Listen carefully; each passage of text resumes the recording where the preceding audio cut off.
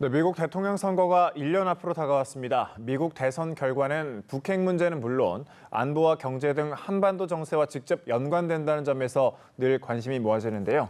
트럼프 대통령이 재선에 성공할 수 있을지, 민주당이 4년 만에 정권을 탈환할지 피말리는 승부가 시작됐습니다. 워싱턴에서 윤석이 특파원입니다.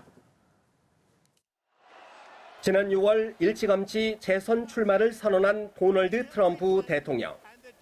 사실상 공화당 대통령 후보라는데 큰 이견은 없어 보입니다.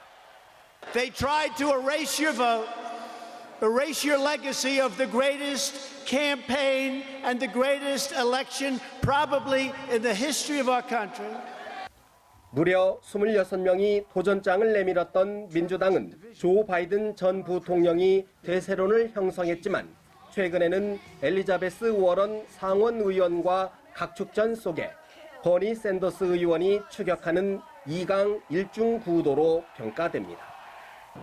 Mr. President, even Richard Nixon released his tax returns. Mr. President, release your tax returns or shut up. I'm here to stand with every one of the people who stand for our children every day.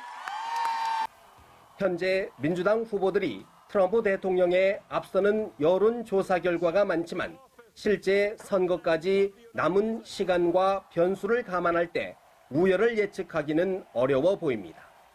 지난 2016년 대선 때도 민주당 힐러리 클린턴 후보가 여론조사에서 압도적 우세를 보였지만 결과는 트럼프 후보의 승리로 끝났습니다.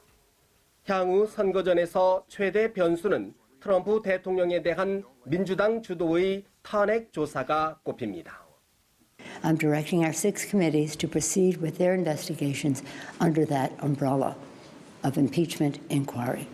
The president must be held accountable. No one is above the law.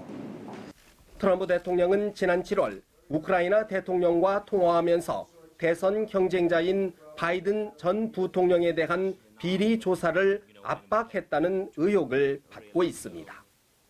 트럼프 대통령이 역사상 최고의 마녀 사냥이라고 강력 반발하는 가운데 탄핵 조사에 대한 여론의 지지를 얻지 못할 경우 민주당 역시 역풍을 맞을 수도 있습니다. 미국을 계속 위대하게 하자는 트럼프 대통령의 재선 전략이 통할지 더 이상 트럼프 대통령은 안 된다며 심판을 호소하는 민주당의 주장이 통할지 이제 미국 유권자들의 선택이 1년 앞으로 다가왔습니다. 워싱턴에서 연합뉴스 TV 윤석입니다.